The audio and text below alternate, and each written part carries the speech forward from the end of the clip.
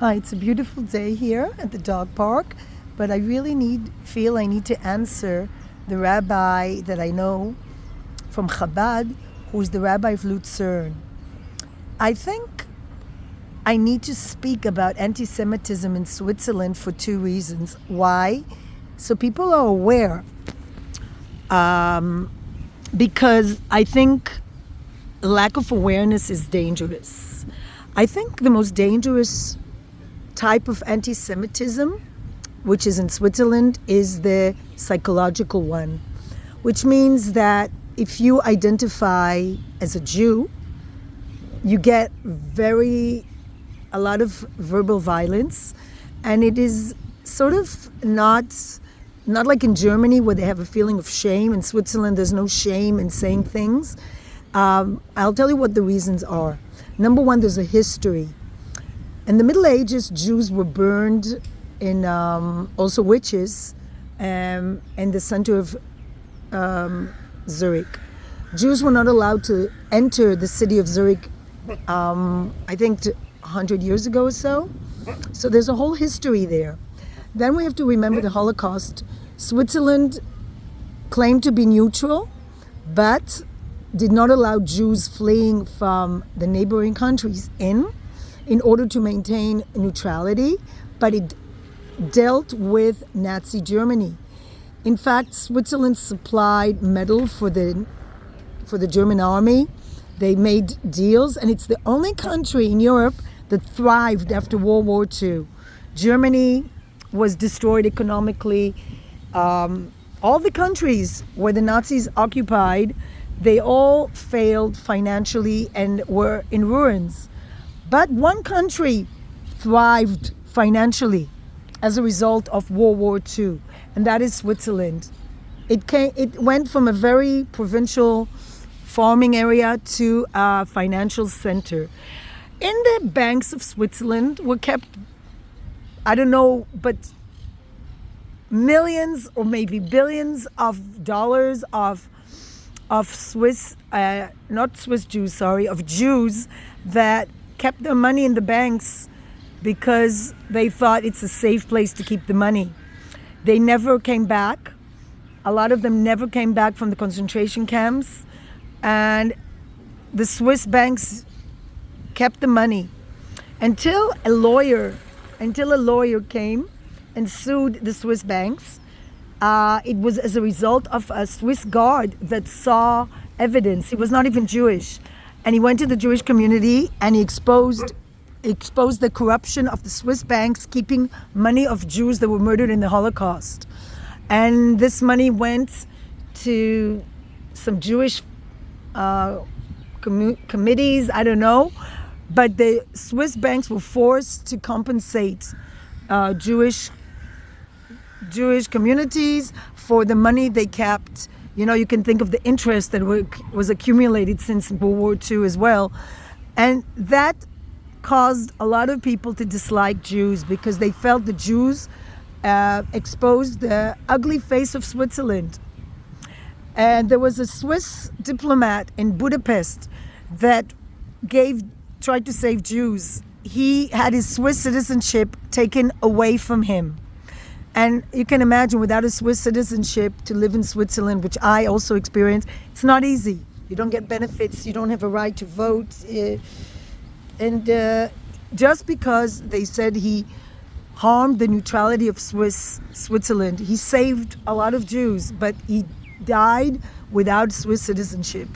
And then later on, recently, a few years ago, Switzerland gave him back his citizenship and and built a little monument. You will not see monuments about the Holocaust in Switzerland as you do in France and neighboring countries, because the Swiss like to sweep the Holocaust under the carpet.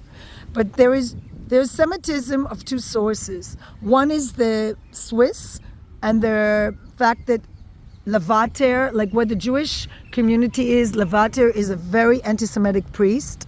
The founder of the Protestant Christian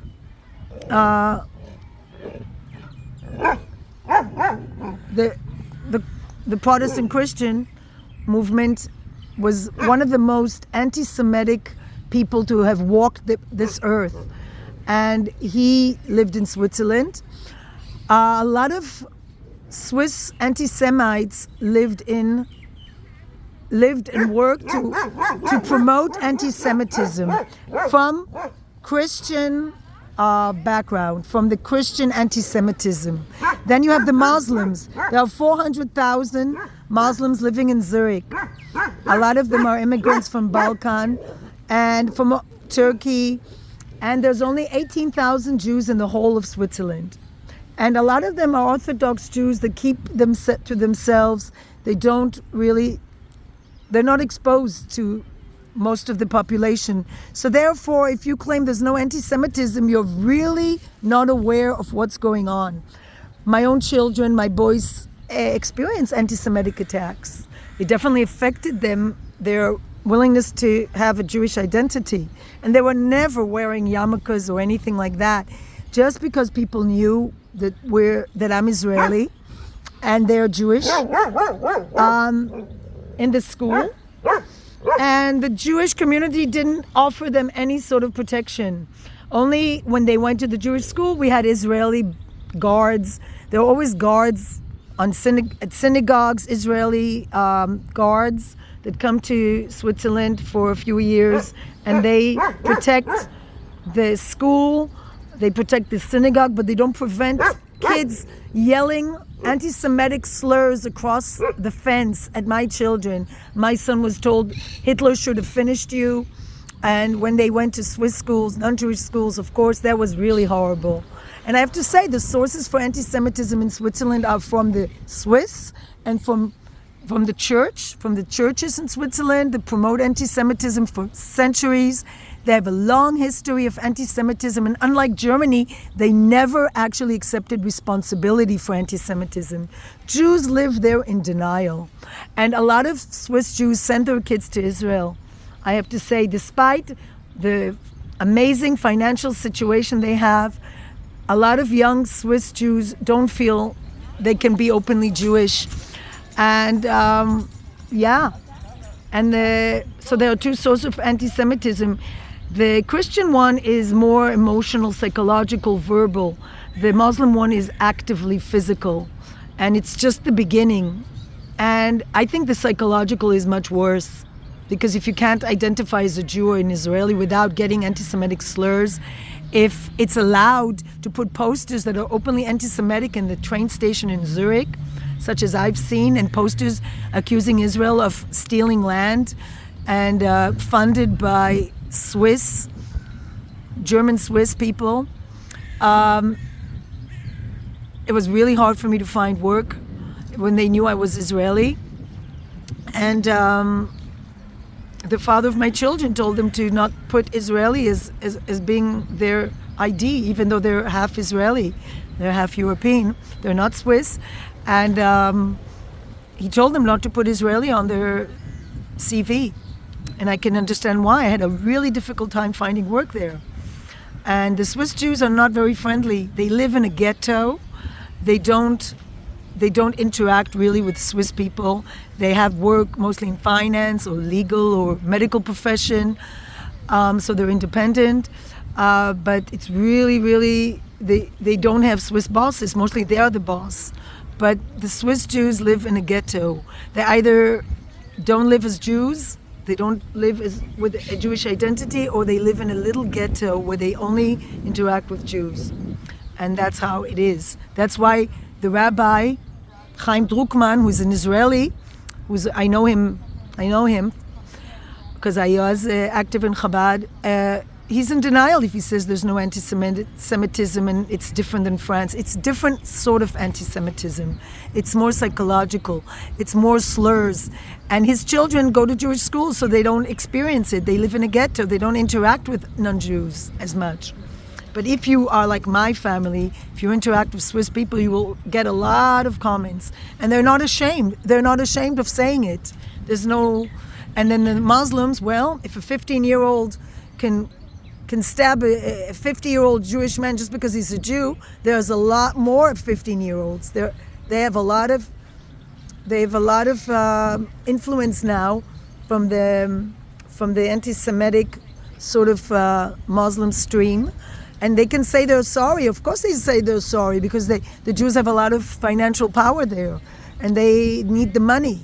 But the Muslims there interact probably in the finance field with Jews, but never in entire Europe have we heard a Muslim community or in America apologize. They will apologize, but they will not prevent it because it's happening. Even when I lived there, I saw stands of a very extreme sort of Islam, fundamentalist Islam, and they're openly, the Swiss, like the US, have freedom of religion, so you can be openly anti-Semitic. And in America, it's also bad, but in Switzerland, the problem is the denial. At least in US, I hear from a lot of people, Jews that come here, even in New York, where there's so many Jews, maybe more Jews than in Tel Aviv, there's anti-Semitism is on the rise. And it's, October 7 is just the beginning of the iceberg. It's just the tip of the iceberg, because the anti-Semitism has been lurking there for centuries, perhaps. And it comes from Christianity, definitely, from a wrong type of Christianity, because there's also Christianity that admires Jews and sees Jesus as a Jewish man. But there's also a form of Christianity that blames Jews for the crucifixion of Jesus and is very, very, very active in educating people to hate Jews. And there are streams of Christianity that really, really hate Jews. And there's a long history there as well. So from two sources of this polluted rivers of anti-Semitism, very distorted Christianity and a very distorted Islam. There's a lot of anti-Semitism, and to raise a Jewish child in Switzerland is not, maybe they'll have a lot of money, maybe they'll go on ski trips, but they won't be able to identify as Jews. They won't be able to wear yarmulke. They have to be hiding. And that's why the young Swiss people don't want to live in Switzerland. Maybe the Orthodox, because they like the money. They make a lot of business. They're very affluent community. They have a lot of money there, and they think they have power, but money does not necessarily give you power when you're stabbed right next to the Swiss banks. It's not a coincidence. There are a lot of Swiss banks in that area in Paradeplatz. And if the rabbi thinks it's a rare coincidence, he's living a dream. He's living in a delusion. And Chabad is not a Zionist group. They think their center is in New York, and Jewish people think their center is in Jerusalem, and that's the huge difference. They're really nice, they behave nice, but they're a very business-like stream of Judaism. They collect a lot of money from people. I had a friend who was a billionaire, Jewish woman, and she basically supported this rabbi from Lucerne. She paid for everything. He lives like a millionaire. And that's not how I see Judaism. I come from a family of rabbis in Ukraine and Lithuania, and can tell you Jews didn't always look for the money. The rabbis looked for the spirituality, and they didn't always look for the money. My family was not poor, but they definitely didn't depend on donations from people. And the fact that they're schnorrers, the Chabad rabbi, and he's telling people, oh, it's not dangerous, it's very dangerous. It's like the rabbis that told people in Poland before World War II, it's not dangerous. And I say again, I don't think in Switzerland it's physically dangerous, but psychologically it's dangerous to live there. Because if you cannot say I'm a Jew, if you cannot wear a Star of David, then you live like a rat in a tunnel, yeah? And it's not really a life.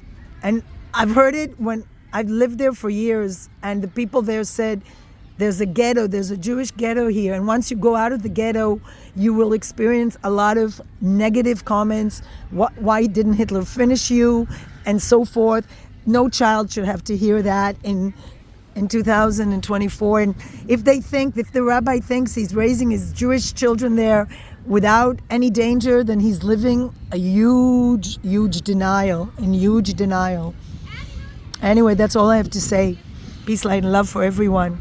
And I do feel that Israel is safer because we have an army, and we know what's right and what's wrong, and we know that Jews shouldn't have to be afraid, and Jews should be able to fight back. And the problem is, all over the world, Jews are unable to fight back. You know, they don't have an army. And even here, the army didn't prevent from the biggest pogrom since World War II to occur in the south. We're still living in danger. We just had an attack from the north. A foreign worker was killed. Yes, physically we may be in danger, but